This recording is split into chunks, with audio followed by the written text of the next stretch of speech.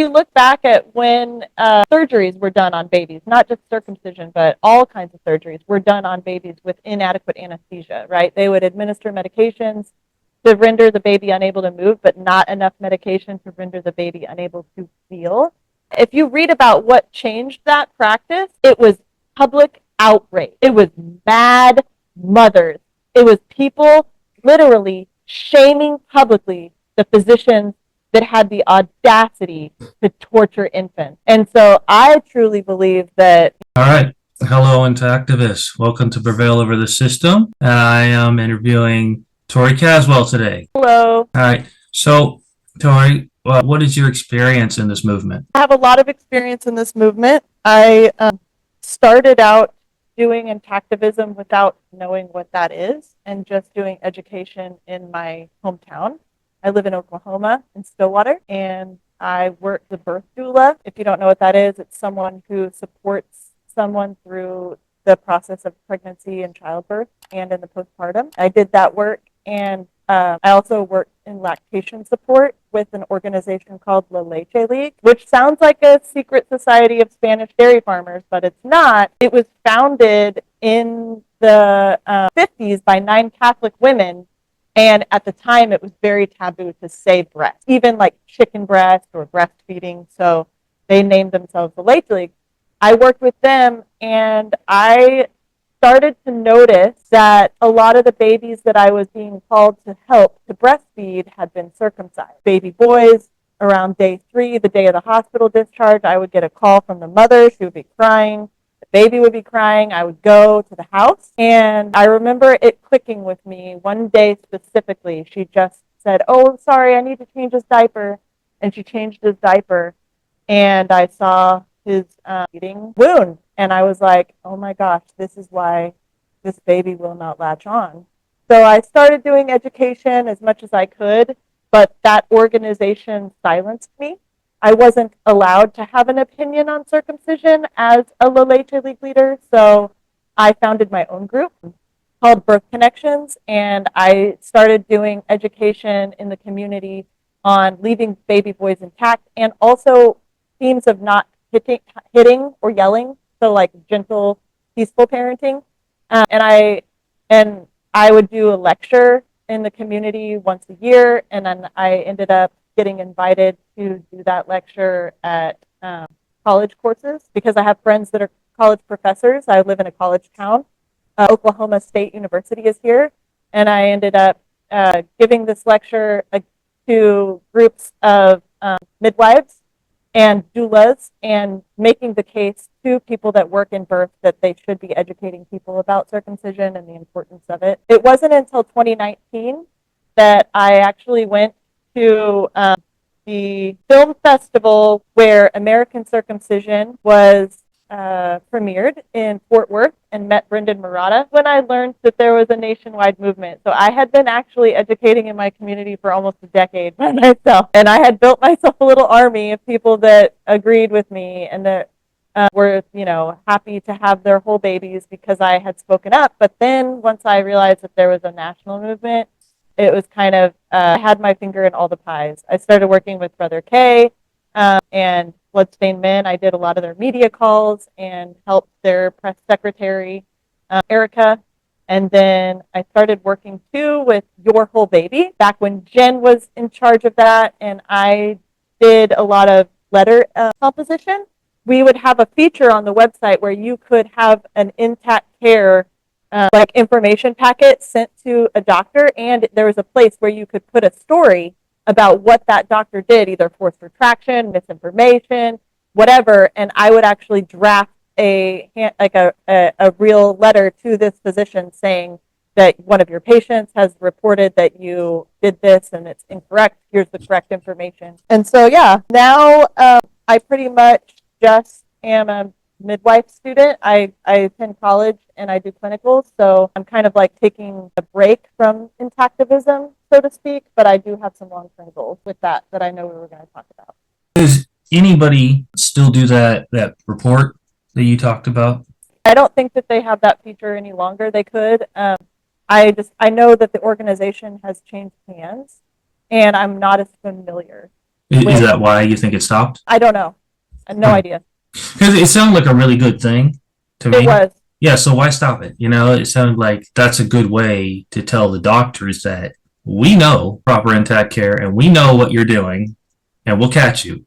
Right. Well, and it's a way of empowering the parents, because they do not feel empowered. There is a power imbalance. And so if they have the weight of an organization that has a board with medical professionals on it, putting out information that is contrary to what their doctor is telling them or doing, that has more weight than just being a mom that's like, following her instincts and says, I don't think you should do that. So it gives the parents a team to back them up when they say that my doctor did this to my son, mishandled him, and harmed him. Exactly. Yeah. And I did that for probably, I don't know, 2 years. I probably drafted like over 100 letters. And yeah, and it was great. And I have also sent letters out to all the pediatricians in my own community with the same resource. And now I guess my intactivism continues because have you seen the foreskin 50s that one of the intactivists created? It's money. Oh yeah, I've seen those. Yep, with the bloodstained man picture on it, the $50 bills. Yep. I actually helped him a little bit with just designing that. He consulted with me a few times, just as friends, and I have been really enjoying handing out the foreskin 50s. It's great. Yeah. You call it? You could sell it the Ulysses S. Grant flyer. Yeah. The foreskin education notes is what it says at the top, and I love to put them on billboards. If I do give them as a tip, I always fold it with real money because I don't want to be like that because I've worked as a waitress for $2.15. If you're actually tipping somebody at the same time. If you're actually tipping someone, yeah. Well, yeah, of course, because then you are. But I would say that the information on that bill is worth more than $50 easily if it's in the right hands and can convince someone not to torture their baby in the future. Worth more than $50, I think. I wanted to go back to the feature on the Your Whole Baby site of reporting and doctors and the team. Is there still anybody working for Your Whole Baby that would back up a parent who said, my doctor, harmed my son this way, and can you guys talk to him? Can you help? I think that there is. I know that they still have a board, right? And the board includes medical professionals. So I would say that yes, there probably is, even if they're not doing that feature where they actually sell that letter and you can write your personal story. Someone could still reach out to Your Whole Baby and ask, hey, can you give me a second opinion on this? I know there's a lot of nurses in the past that have worked with Your Whole Baby that give kind of second opinions about information regarding, like ballooning or redness at the tip, or, parents get told that they need to circumcise because of hypo or hyperspadias and things like that. And the truth is, of course, that if you can pee, let it be.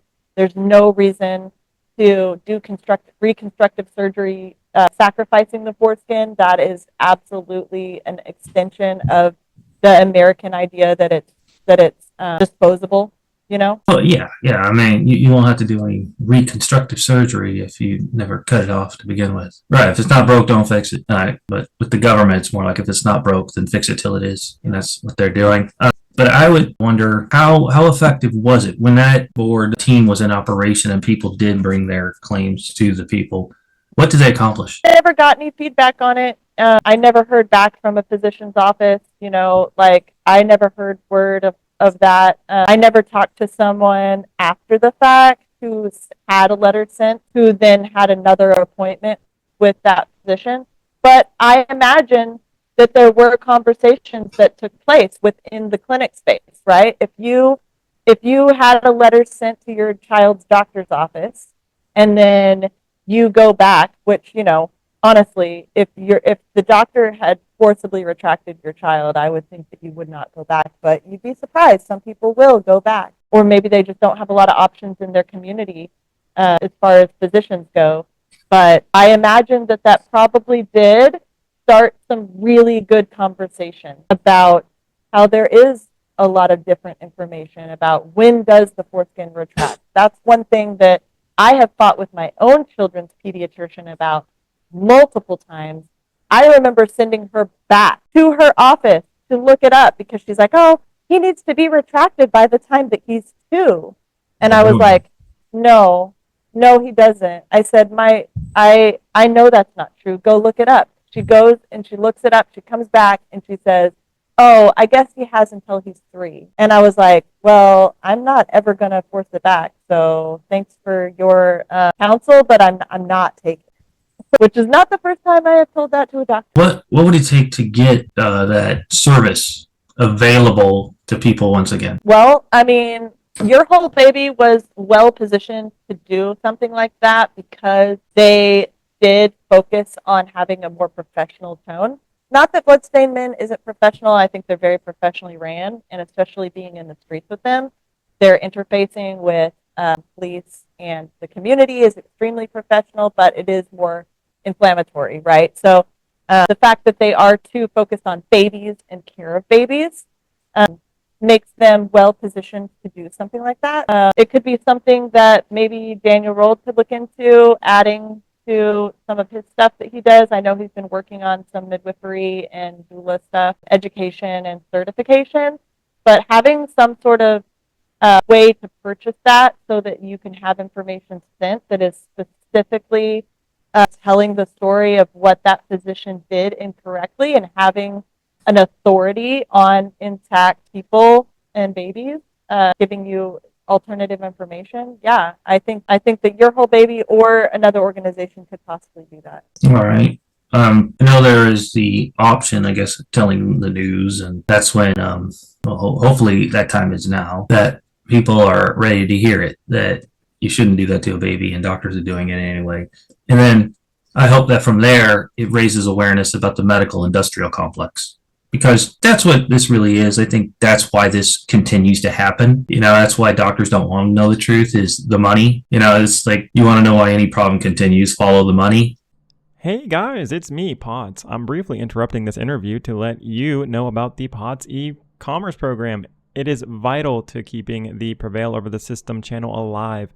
Go and join us on our Discord to learn more.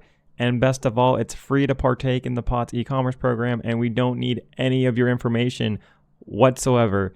This helps us keep the interviews coming along with other Intactivist content to empower, teach, and update Intactivists with very important information, as well as being the voice for the Intactivist public. Thank you all so much. Okay, now back to the interview. If you look back at when surgeries were done on babies, not just circumcision, but all kinds of surgeries were done on babies with inadequate anesthesia, right? They would administer medications to render the baby unable to move, but not enough medication to render the baby unable to feel. If you read about what changed that practice, it was public outrage. It was mad mothers.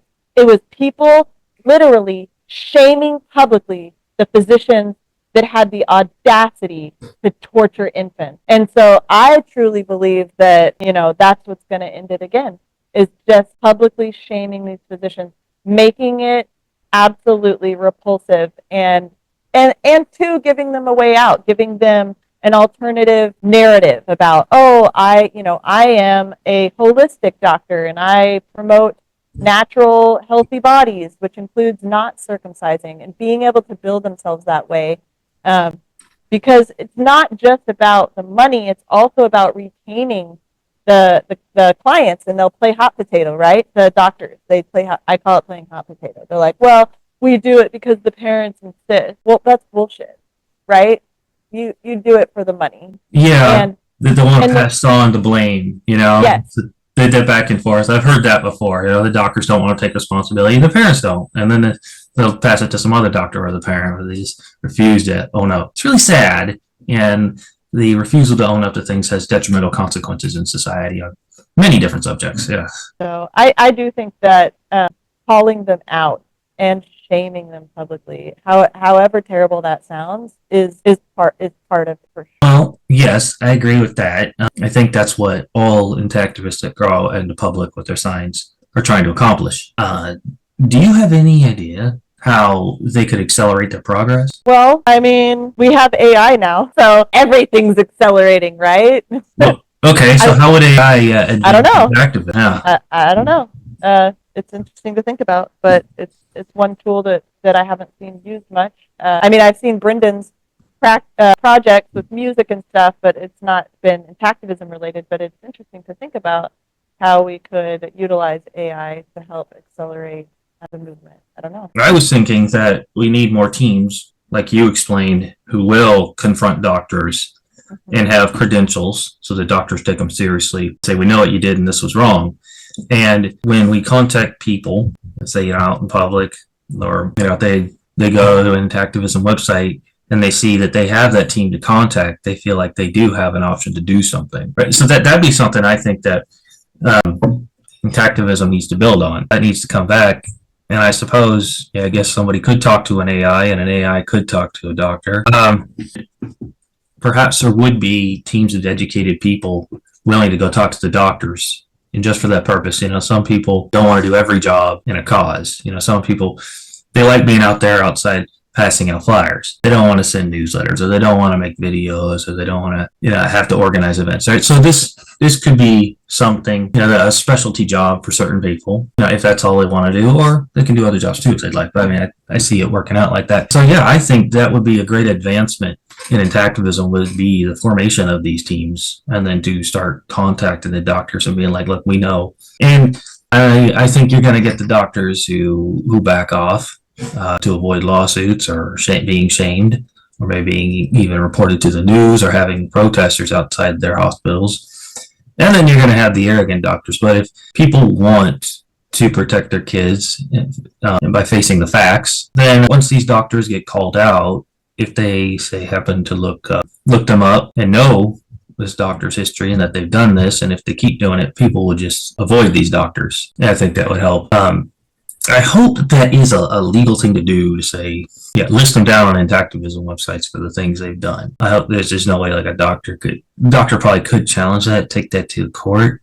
I don't know how far it would go. And if the people putting it on the website could prove the doctor really is guilty of what they said, but they get it to stay on the site. That's the legal aspect of it. That's the stuff that maybe Eric Klopper would take on. Yeah. I think that could be very effective. And you go out into public to speak to people, what you think is the best way to talk to them. Because when you met me and I said to you, some people just don't want to hear it, you were like, I know. Now it got me thinking, well, then how do you say it in a way that they'll actually listen? Well, I mean, it matters the context, right? It matters. So when I'm speaking to people as a birth professional, I developed a pretty keen strategy for sharing the information of Intactivism with couples expecting a baby. The first thing I would do is talk to the mother, right? Because we see a lot of women doing a lot in this movement, and one of the things that I think the reason for that is that we are adjacent to the harm, right? So it is a different emotional cost for a woman to do the work of Intactivism, because we have not been scarred the way that are victims of this and survivors of this. I think it impacts them differently. I know for me, being an empathic person and being a highly sensitive person, I'm motivated to take action on it every day because of the thought that if somebody had strapped me down as a baby, how angry I would be, because there's no parts of my body that I would want removed. And so I learned early on to talk to the mother, because she's not carrying that emotional weight. And that's why when you talk to a man, it goes one of two ways. He either gets really interested in the information and then starts to go through the stages of grief, literally grieving the part of their body that they didn't know was the best part, and then learning, and they let it in.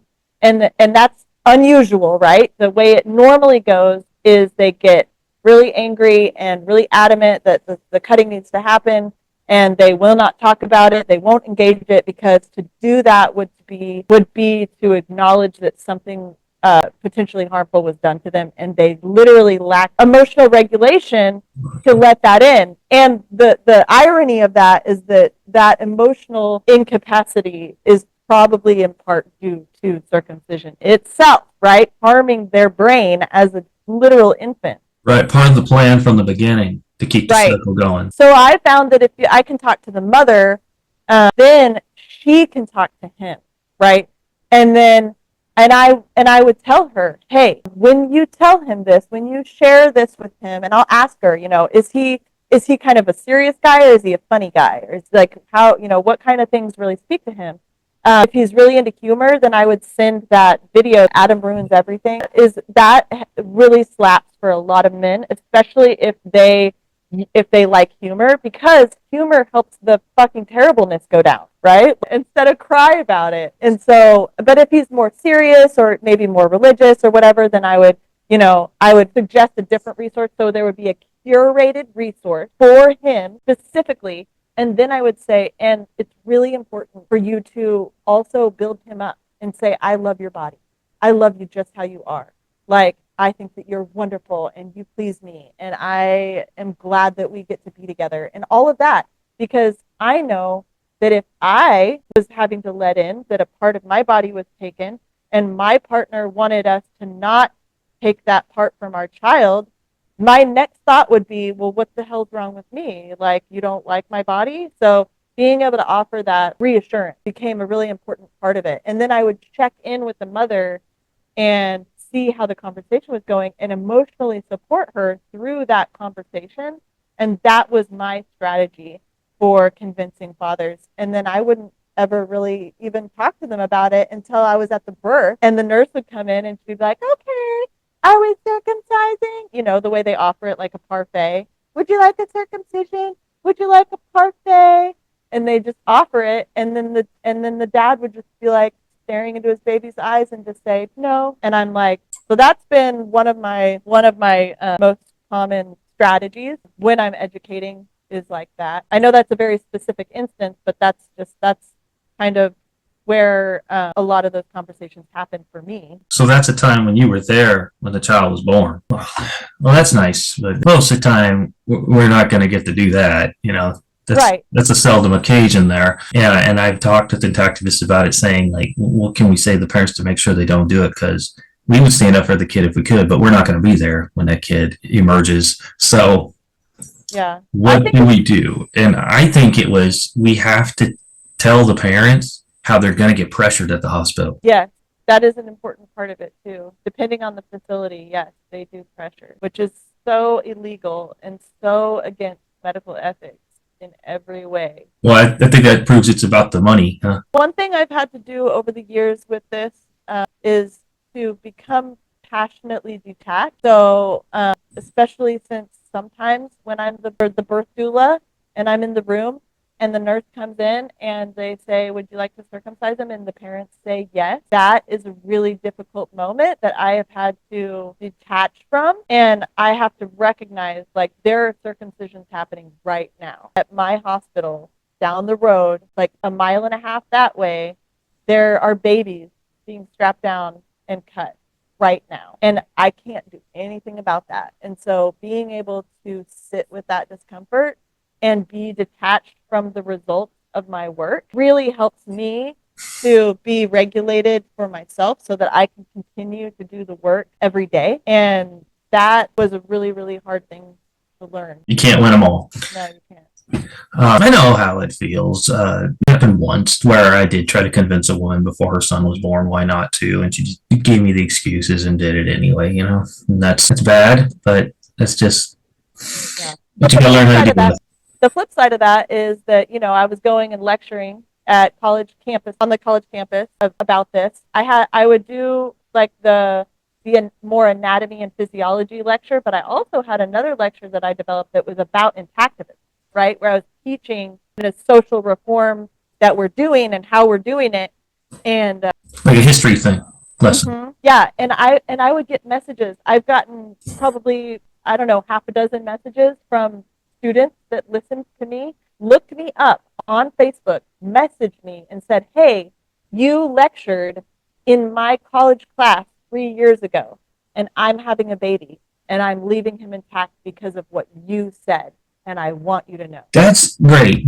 Do you have a record of the people who contacted you and the people who listen? Yeah. Because they could be the future of intactivism. You know, if you get them out saying the word, then the message multiplies exponentially. Yeah, so I mean that's just for everybody that shares memes and and feels like they're not being heard. There are so many people listening that aren't going to say anything, that you are impacted, right? That your voice is registering with them. They may not be reacting to your meme. They may not say anything.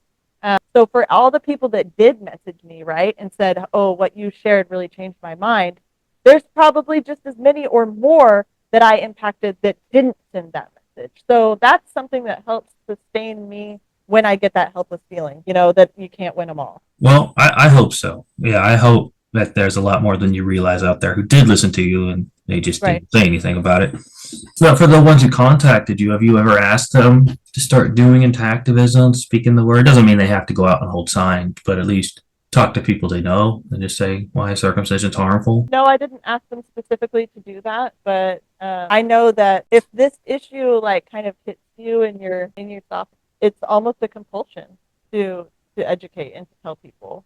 That's one of the things is I know of several people who are very meek and very mild and they don't want to stir the pot, but they will send a message to their pregnant friend. They will speak up about this because it compels them, even though their personality may not be, outgoing, or they may not be inclined to speak on taboo issues. That this issue specifically is so foundational and so core to how we can right our ship as humanity. It's just if we could just get this one, then lots of other things could be improved immediately. And I think that a lot of people know that, and it resonates with them, and they do take the risk to say something, even though it feels scary. I agree. I do think that society would be better if all men were intact. Probably less violent. Oh, absolutely. So if that's something we can get people to understand, I think that's going to go a long way in helping us make progress. All right, that was Scott and Tori Caswell, part 1. Let me know your thoughts down in the comment section. And if you have any questions for Tori, I'll put her links down in the description below so you can keep up and follow her. Also, thank you, Scott, for conducting this interview. Let me know how you feel. Scott did. Fun fact, he even provided the thumbnail for this video as well. Make sure you guys subscribe so you don't miss part 2 with Tori Caswell, as well as we do release other Intactivist content every single week. Thank you guys so much for listening. Please share and like this video to get this out to more people. Bye!